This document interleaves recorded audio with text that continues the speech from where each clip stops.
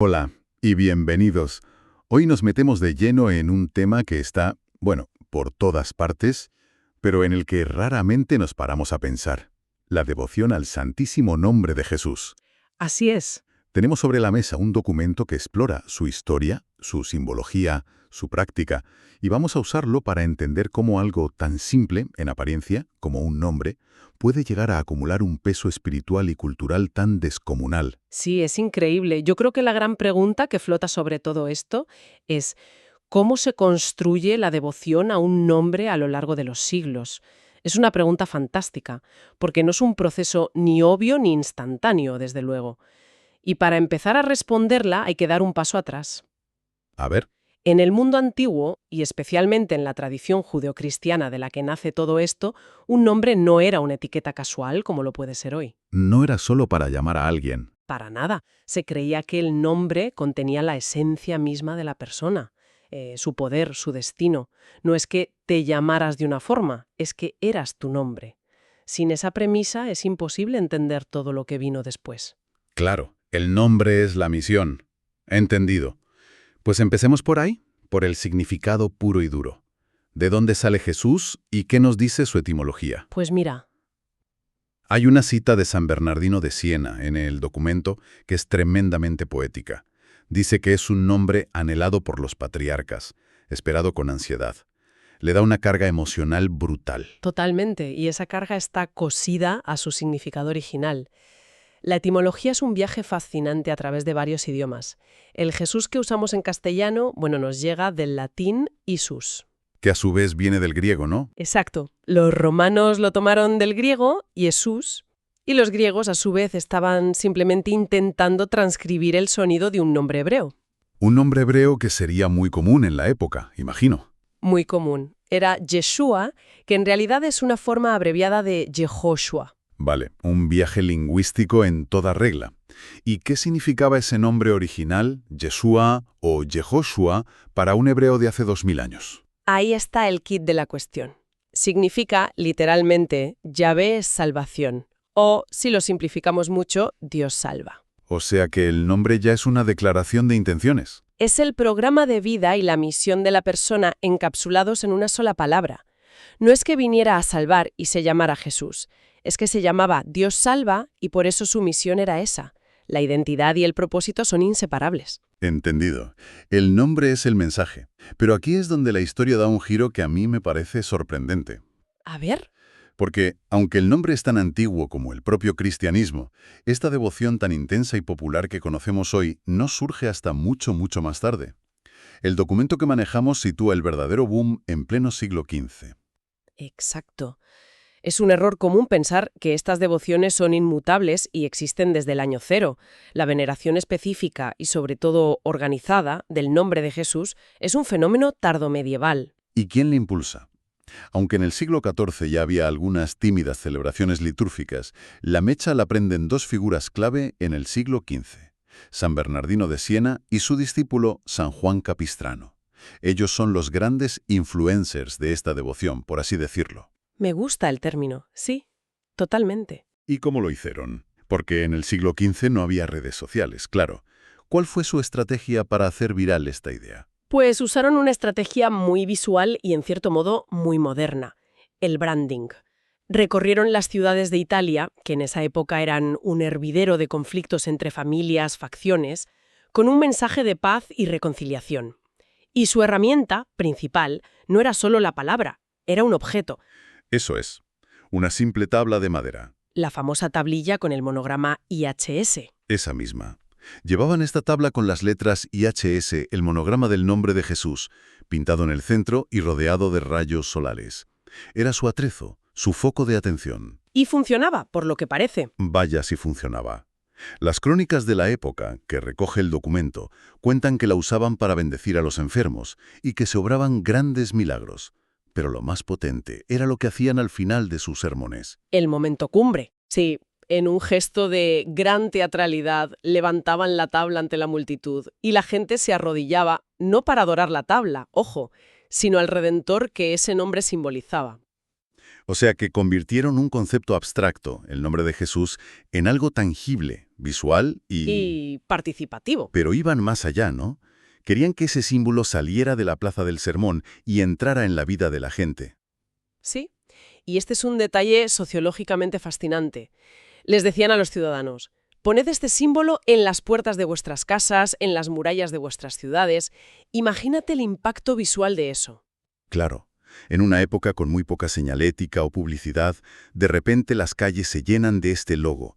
Es una forma de marcar el territorio, de hacer una declaración pública de fe y de crear un recordatorio constante en la vida cotidiana. Es casi una campaña de marketing espiritual. Pero espera un momento. Que llegue un predicador itinerante y empiece a introducir un símbolo nuevo. Una práctica que nadie había visto antes y que además arrastre a las masas. Eso tuvo que poner nerviosa a la jerarquía eclesiástica. No me extraña que generara conflicto. Y tanto que lo generó. Fue un conflicto en toda regla. La predicación de San Bernardino fue tachada de novedad peligrosa, ¿De idolatría? Sí. Sus enemigos argumentaban que estaba desviando la atención de la gente de la cruz, que era el símbolo tradicional, hacia un nuevo fetiche. La cosa se puso tan seria que fue acusado formalmente de herejía y tuvo que defenderse en Roma ante el mismísimo Papa, Martín V. Un momento. ¿Lo acusaron de herejía por promover el nombre de Jesús? Suena a una contradicción flagrante. ¿Cuál era el argumento de fondo de sus detractores? ¿El símbolo, el poder que se le atribuía, o era más bien una lucha de poder? ¿Un miedo a que San Bernardino ganara demasiada influencia? Probablemente una mezcla de todo. El argumento oficial era teológico, el riesgo de idolatría, de que la gente adorara el símbolo y no lo que representaba. Pero por debajo, sin duda, había un choque de poder. Bernardino era un franciscano, parte de una orden a veces vista con recelo por su popularidad. Claro. Su éxito masivo era una amenaza para el clero local y para las estructuras de poder establecidas. Lo acusaron de inventarse una devoción para su propia gloria. Un drama judicial en toda regla. ¿Y cómo salió de esa? Pues aquí entra en escena su discípulo, San Juan Capistrano, que era un jurista brillante antes de ser fraile. Asumió la defensa de su maestro ante el tribunal papal. Y le fue bien, por lo visto. Según las crónicas, desmontó las acusaciones una por una con una lógica implacable. Fue tan convincente que el resultado fue un giro de 180 grados.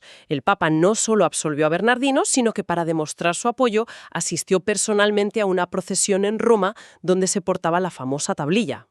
Increíble. De estar a punto de ser condenado como hereje a recibir el espaldarazo del Papa. Un juicio que se convierte en la mejor campaña de publicidad posible. La mejor, sin duda. Y como detalle curioso, el documento apunta que esa misma tabla de madera, la original de San Bernardino, todavía se conserva y se venera en Roma. Así es, en la Basílica de Santa María en Aracoeli. Y ese evento fue el punto de inflexión.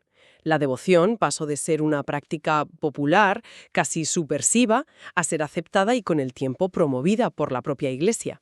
¿Y ahí se consolidó? La consolidación definitiva llegó casi un siglo después, en 1530, cuando otro papa, Clemente VII, autorizó a la orden franciscana a celebrar una fiesta litúrgica propia para el Santísimo Nombre de Jesús. Ya era una devoción oficial. Me fascina la imagen de San Bernardino levantando esa tabla. El poder no estaba solo en su sermón, sino en ese símbolo que mostraba, el IHS. Claro. Lo hemos visto 1000 veces en iglesias, en arte, en todo tipo de objetos, pero estoy seguro de que poca gente sabe que su historia es un viaje lingüístico y cultural en sí mismo. Totalmente. Su origen es muy técnico, casi de escriba. Como decíamos, el nombre Jesús en griego se escribe IHSOS, es decir, IESOS. Con iota, eta y sigma al principio. Exacto. Pues bien, en los manuscritos antiguos era muy común usar abreviaturas para los nombres sagrados, lo que se conoce como nómina sacra. IHS no es más que las 3 primeras letras del nombre en griego: iota, eta y sigma. O sea, que nació como un atajo de escriba, una abreviatura práctica sin más misterio. Exacto. Era sencillamente una forma rápida de escribir Jesús. Pero aquí es donde la historia se pone fascinante. ¿Por qué? Porque con el tiempo, sobre todo en Occidente, donde el griego dejó de ser una lengua común, la gente olvidó el origen de la abreviatura. Veían esas 3 letras, IHS, y ya no sabían qué significaban. Pero en lugar de descartar el símbolo, lo reinterpretaron. Le dieron un nuevo significado. Lo llenaron de un nuevo significado que sí entendían. Lo convirtieron en un acrónimo con palabras latinas. Ah, claro, el famoso Isus Hominum Salvator. Precisamente. Es un proceso de reapropiación cultural increíble. La C popular, por así decirlo, hackeó el símbolo. La I la asociaron a Jesús, la H a hominum, que en latín es de los hombres, y la S a Salvator, Salvador. Jesús, Salvador de los hombres. Es un cambio brutal. Pasa de ser un tecnicismo de copista a ser una confesión de fe en 3 letras. Es como si el significado se hubiera creado casi por aclamación popular. Y eso nos dice algo muy profundo sobre cómo funciona la fe a nivel popular. Cuando un símbolo pierde su contexto, no necesariamente muere. Si es lo bastante potente, la comunidad lo recicla, le inyecta un nuevo significado que resuena con su experiencia y sus creencias. Entonces, esta creencia en el poder del nombre, simbolizada en el IHS, ¿cómo se traducía en la vida diaria? El documento sugiere que invocarlo con fe tenía efectos muy concretos. Sí, y muy variados. Cubren casi todas las facetas de la angustia humana, diría yo. Pero, ¿no existía el riesgo de que la gente lo viera como una especie de fórmula mágica en lugar de un acto de fe más profundo? Ese es el gran debate teológico que siempre ha rodeado a las devociones populares. Y esta no es una excepción. El riesgo de la superstición, de usar el nombre como un talismán, siempre ha estado ahí. ¿Y cómo se intentó evitar? La Iglesia intentó encauzarlo, explicando que el poder no reside en el sonido de la palabra, sino en la fe en la persona a la que nombra. El documento desglosa esta creencia en 4 ideas clave que se predicaban. A ver, vamos a verlas. La primera era la ayuda en las necesidades corporales. Se basaba en textos del Evangelio como el de Marcos. En mi nombre expulsarán demonios, impondrán las manos sobre los enfermos y se curarán. Claro, los Hechos de los Apóstoles están llenos de escenas así. Exacto. Pedro o Pablo sanando a gente en el nombre de Jesús. Así que la gente creía firmemente que invocarlo podía traer curación física. Vale, el cuerpo y el alma. Ese es el segundo punto. El consuelo en las aflicciones espirituales. La idea aquí es que pronunciar el nombre de Jesús funciona como un anclaje psicológico. ¿En qué sentido? Evoca instantáneamente las parábolas de la misericordia. El buen samaritano, el padre del hijo pródigo. Funciona como un recordatorio de que existe el perdón y la compasión, lo cual es un bálsamo poderoso en momentos de angustia o de culpa. El tercer punto suena casi a película de terror, la protección contra el demonio. Sí, es una creencia muy arraigada en la mentalidad de la época y que, bueno, perdura hasta hoy. La lógica teológica que se presenta es sencilla. Si Jesús venció al mal en la cruz, su nombre participa de esa victoria. Es como un estandarte. Justo. Invocar su nombre es como enarbolar el estandarte del vencedor. Se convierte en un escudo, un arma defensiva contra la tentación y el mal. Y el cuarto punto parece que lo engloba todo, ¿no? Exacto. Se presenta como un canal para obtener todas las gracias. Se apoya en la promesa del Evangelio de Juan. Lo que pidáis al Padre en mi nombre, os lo dará. Ah, de ahí viene la coletilla final de las oraciones. Esa es la razón teológica de fondo por la que en la liturgia católica casi todas las oraciones terminan con el «por Jesucristo en nuestro Señor». No es una fórmula vacía, expresa la creencia de que Jesús es el mediador necesario, el puente a través del cual la oración llega a Dios. Y esta creencia en la eficacia del nombre llegó a tener consecuencias muy prácticas, incluso a nivel institucional. El documento menciona que varios papas, como Sixto V o Pío X, llegaron a conceder indulgencias, Sí, indulgencias. o sea, una remisión de la pena por los pecados, simplemente por el acto de pronunciar el nombre de Jesús con reverencia, sobre todo en la hora de la muerte. Sí, es la máxima expresión de cómo la Iglesia institucionalizó y promovió esta devoción. La idea era fomentar una invocación constante y respetuosa, casi como una jaculatoria perpetua en la vida del creyente. Se quería dejar claro que no era solo una palabra, sino un acto de fe con consecuencias espirituales reales y, por así decirlo, cuantificables. Entonces, si traemos todo esto al presente, ¿cómo aterriza esta devoción hoy en día? ¿Qué propone el documento para vivirla en el siglo XXI, más allá de la liturgia oficial? Las propuestas que se recogen siguen esa doble vía que ya vimos con San Bernardino, la personal y la comunitaria. Empecemos por lo personal. En el ámbito personal y familiar se sugieren gestos sencillos pero cargados de intención. Por ejemplo, la repetición de jaculatorias, que son oraciones flecha muy breves como «Jesús, en ti confío», O al rezar el rosario, hacer una pequeña pausa o una inclinación de cabeza cada vez que se pronuncia el nombre de Jesús, para no decirlo de carrerilla. Son como pequeños recordatorios para mantener la atención. Y también menciona gestos más simbólicos, que son básicamente la versión moderna de lo que hacía San Bernardino con el IHS en las puertas. Justo. Se sugiere, por ejemplo, tener un cartel o un icono con el nombre Jesús en un lugar visible de la casa, acompañado de una vela. Es una forma de crear un pequeño foco de paz o un punto de referencia espiritual en el hogar. Interesante. O enseñar a los niños, desde pequeños, a pronunciar el nombre con respeto. Son formas de mantener esa presencia constante que buscaba el predicador italiano. Y luego está la parte más comunitaria, la vida de la parroquia. Ahí las propuestas son más pastorales. Se habla de celebrar la misa del Santísimo Nombre con especial solemnidad, de organizar una hora santa o una adoración eucarística centrada en textos bíblicos donde el nombre es protagonista. Y para los más jóvenes, Sí, y también algo muy importante, hacer catequesis específicas para niños y jóvenes, para que entiendan toda esta riqueza histórica y teológica, y no se queden en una simple palabra que repiten sin pensar. Hay una frase en el documento que me parece un resumen perfecto de toda la filosofía que hay detrás. Invocar el nombre de Jesús es orar. Vivir en su nombre es amar. Lo condensa todo, ¿no?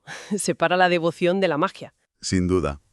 Esa frase es clave porque conecta el plano vertical, la oración y la invocación, con el plano horizontal, la ética y la acción. Va más allá de la simple palabra. Sugiere que la devoción es incompleta si no se traduce en un comportamiento concreto, en el amor al prójimo. El nombre debe inspirar no solo plegarias, sino también obras. De lo contrario, sí que correría el riesgo de convertirse en una fórmula vacía. Pues si te parece, vamos a recapitular el viaje que hemos hecho. Empezamos con un nombre, Jesús, que en su raíz hebrea ya contenía una misión. Dios salva. Eso es. Hemos descubierto cómo esa idea, que existía desde el principio, fue lanzada a la fama en el siglo XV por San Bernardino de Siena y su innovadora campaña visual con la tablilla del IHS. Una campaña tan exitosa que casi le cuesta una condena por herejía, pero que terminó, bueno, con el aval del Papa. Totalmente. Hemos visto también la fascinante evolución de ese monograma, el IHS, cómo pasó de ser una abreviatura técnica para escribas griegos a convertirse en un poderoso acrónimo de fe en latín. Jesús, Salvador de los hombres. Y finalmente, hemos explorado el poder que la tradición le atribuye a ese nombre, desde la curación física hasta la protección espiritual, y cómo esas creencias se manifiestan hoy en prácticas personales y comunitarias. Exacto. Y pensando en todo esto, me vuelve a la cabeza esa recomendación de San Bernardino, de poner el monograma en las puertas de las ciudades y de las casas. Es un gesto que hoy nos puede parecer lejano, casi folclórico. Pues fíjate, creo que precisamente ahí se esconde la reflexión final más potente que nos deja este análisis.